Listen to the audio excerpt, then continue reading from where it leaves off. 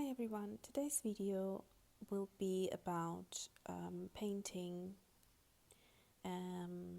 these raspberries, but predominantly I want to show the difference between brush sizes, because depending on the brush size, the water that will be taken in by the brush will obviously be more with the bigger brush. So the smaller the brush, the less water it takes, and therefore you have more control over the painting as well as concentration of the color.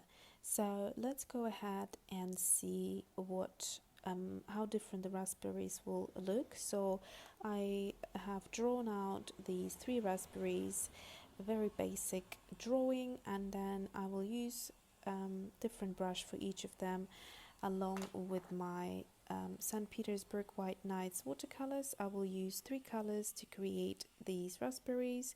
I will use Scarlet, which is over here. I will use Ruby, and I will use Carmine. Or was it Crimson? I keep confusing them too. I think it's Carmine.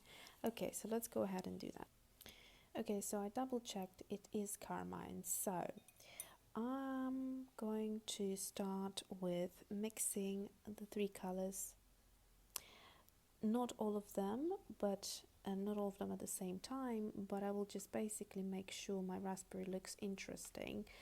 And to do that, I like to mix the colors up slightly. So here is a bit of Ruby. So to begin with, I'm just going to mix Ruby with Scarlet, and I'm using my smallest brush. This is 3-0, and let's start. So as I said, there is least water here. Oops, messed it up already.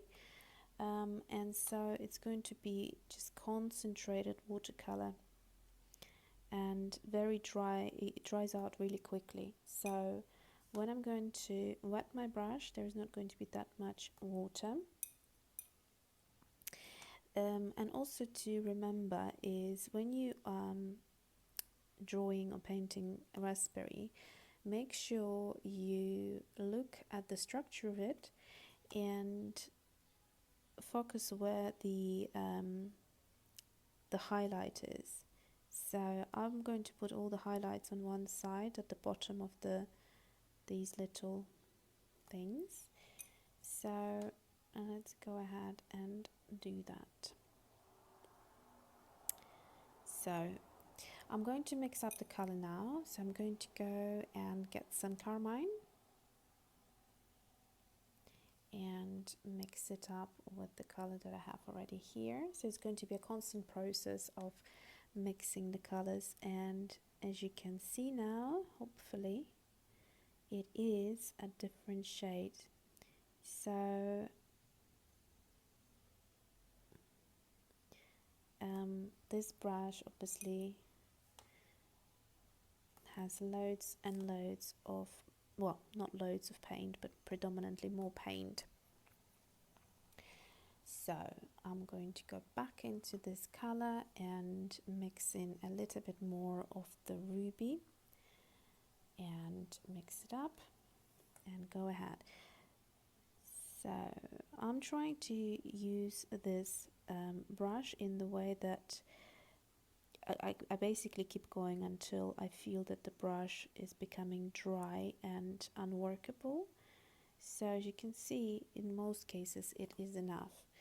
So I'm going to drop a little bit of water just to dilute it slightly. And then let's have a look. I'm just going to add a bit of water to my existing color and leave it as it is, and that will change it up slightly. It will make it more wetter, and that will also give us a slightly different color. As you can see, it's exactly the same color as the one next to it, but this time with more water it looks different.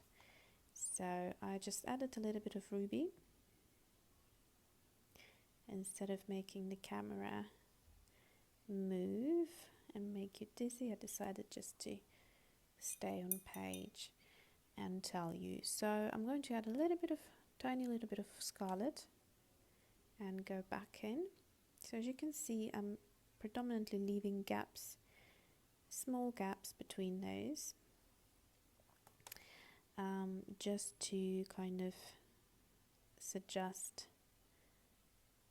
separation of these little, I'm not sure what they're called actually. What are they? They're not, are they pips? They're not pips, they're segments, something like that. So I just added a bit more scarlet again, and that pulled it to be quite nice and red.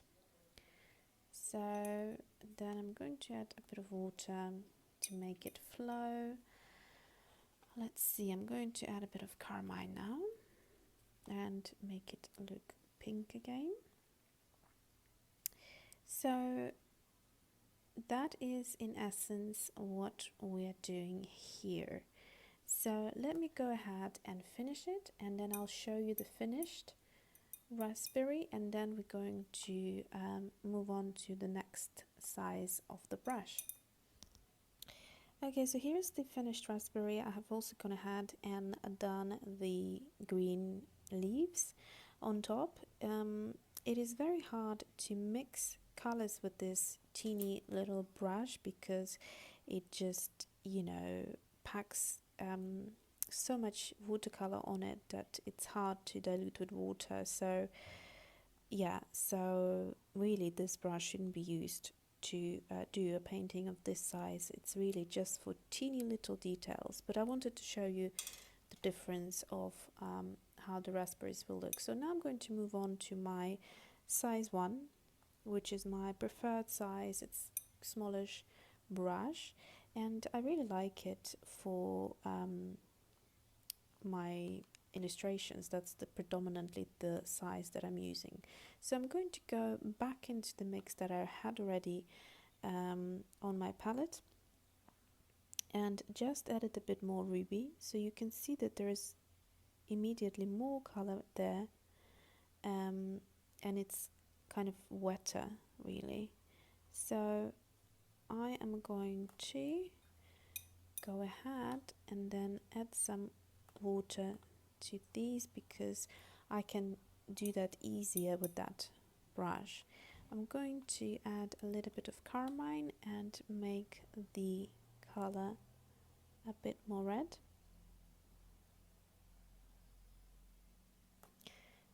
So let's do that, and then add a bit of water.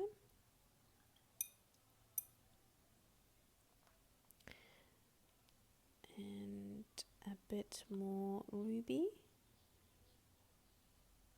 right here,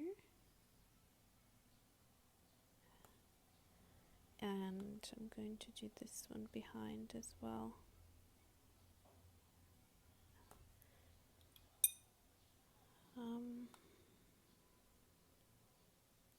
So like that. I hope we will be able to see a difference. It'd be funny if it just would look exactly the same, but let's see. The essence that I'm trying to show here is that you can get more water on this brush or bigger brush than you can obviously on the smaller one. So, and also it doesn't dry out as quicker, so it's a more it's a wetter painting basically, and that should translate into how it's going to look like when it's finished. So let's go ahead, oops, sorry, out of the frame. How is your summer going? I hope you're having some good time. It's super hot where I am. It's been around the 30s. I'm in Ukraine, in case you're wondering. And yeah, it's been very humid, very hot. And to be honest with you, I miss the UK clouds and rain, although it's been, my husband tells me it's been a very hot summer this summer, which in a way, hardly ever happens in UK, so I kind of miss that I miss the idea that I missed that summer in UK, but I can't complain. It's been really nice and sunny pretty much every day, and the thing here in Ukraine is if you get a bit of bad weather, it tends to go away, and one way or the other you get to see some sun during the at some part of the day.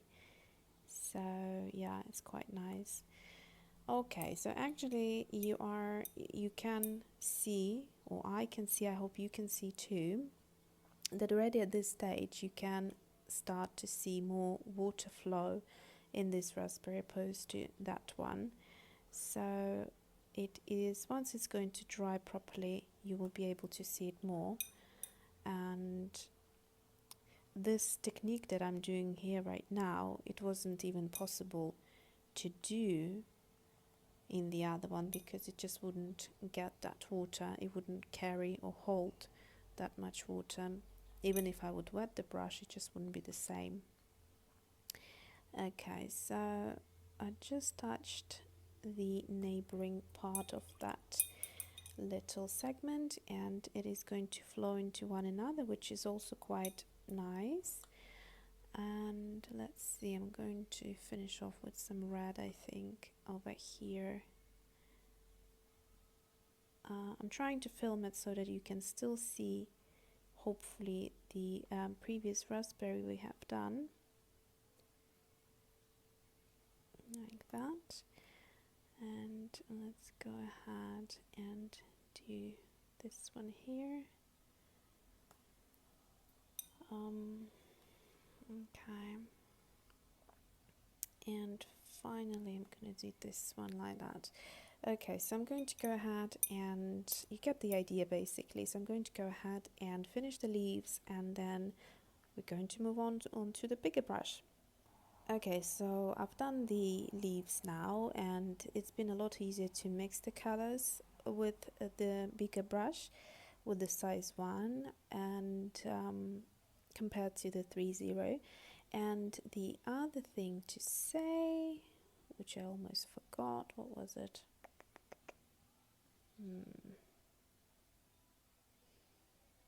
I actually forgot what I was going to say. Anyway, I blame the heat. So I'm going to go and move on to... Oh, I remember now. Can you see how fine the tips I could get with that super thin brush, the 3-0? It obviously is much harder to get that with the bigger brush. So that's what the super fine brush is great for. The 3-0s is great for this type of detailing. So I'm going to go now with a big boy. Well, for me it is. It's 8. Some people like to work with 10s and 12s. I personally don't, because you'll see how much water it holds, and you have kind of a lot less control over how much color you get, because you'll see, even though if I'll try to dry off the brush on the side of the glass, it still will hold it in the middle, and then as I paint it will just drop into the watercolor and kind of create a little bit of a mess. But let's go ahead and do that. So I'm going to go ahead and get that brush. It is obviously way too big for this size of the painting, because you can see the brush is almost the size of the raspberry if I hold it next to it. Anyway, so I'll make sure I really wet it quite well. It's going to be super diluted, because even though I'm going to go into the exact color that I used, can you see how much water immediately goes in, and it's already diluted? And as I'm going to put it onto paper, it's going to dilute it even more. So let's go ahead. So I'm going to start with this one. Can you see how much water is coming out? It's literally like a blob immediately. So I'm going to go wash it off, and still, can you see? I just washed it off and it literally just dropped it in. I washed it off and I pressed it on the side, and I actually dried it on the tissue, but there's just way too much water. And I just gone into this little area here, which lasted me a long time in the other 2 raspberries, but here it's already very pale and the color is starting to really go. So anyways, it's going to be a very watery raspberry. but like I said, you'll be able to see the difference a lot more once we have once the paint has finished drying.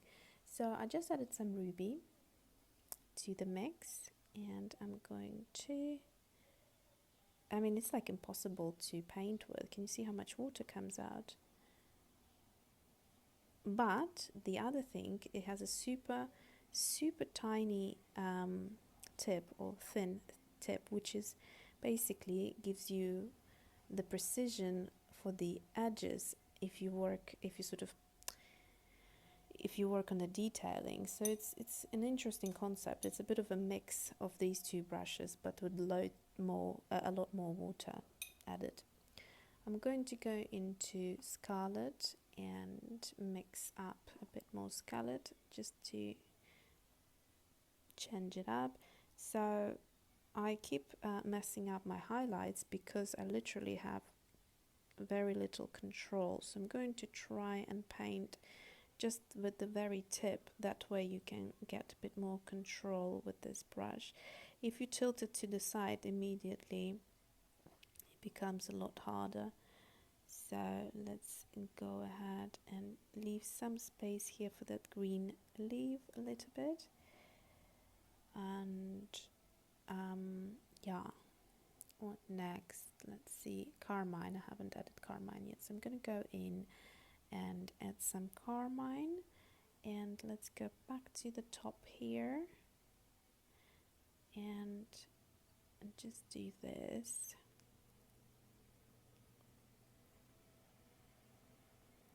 And let's see, I'm gonna do this one as well, also because it puts so much, or adds so much water to the paper. It's a lot harder as well to, you see, like, not to touch the neighboring piece, and it just flows in immediately. But let's see what it's going to look like when it's nice and dry. So I'm going to go back into Scarlet.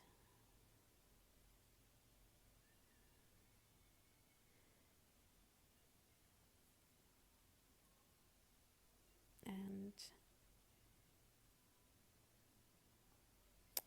yeah, so I'm going to finish the raspberry and then show you the end result.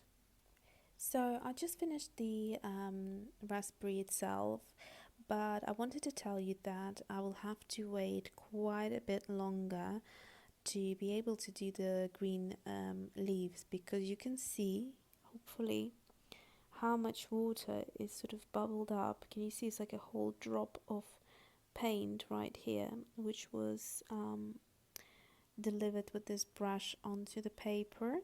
And so even if I'm super careful, the risk is very high that I'm just going to touch it one way or another, and it's just gonna make such a mess. Green and red makes brown, so I wouldn't want the two colors to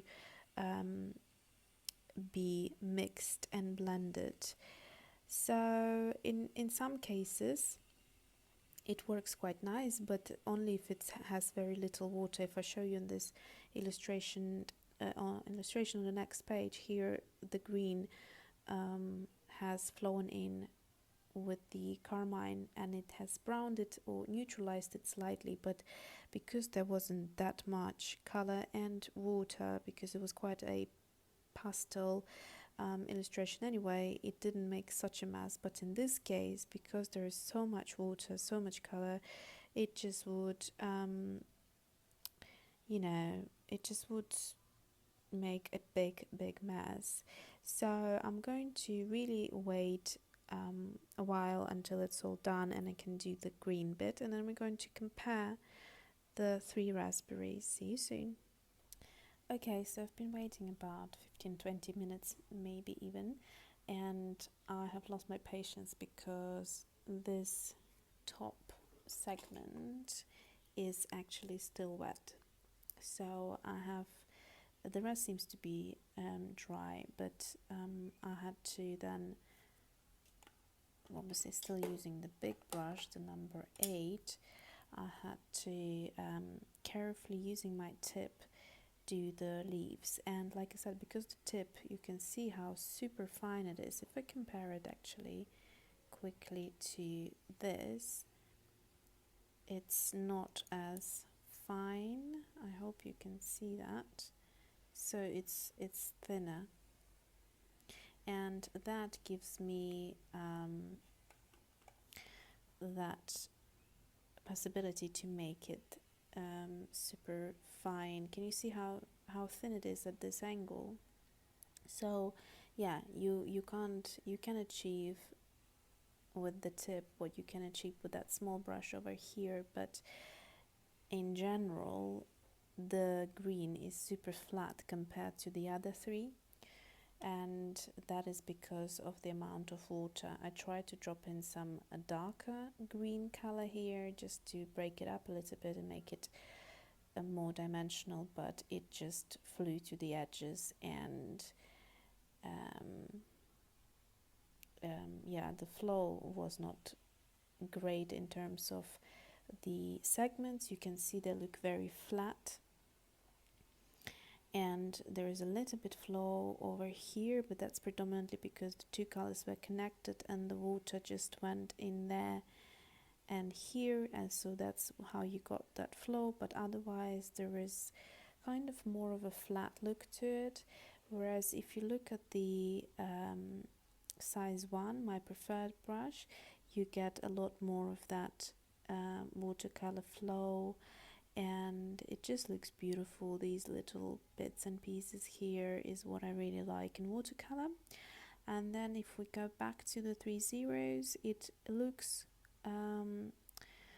almost like gouache because of there was very little water, so it's the opposite to the big brush here.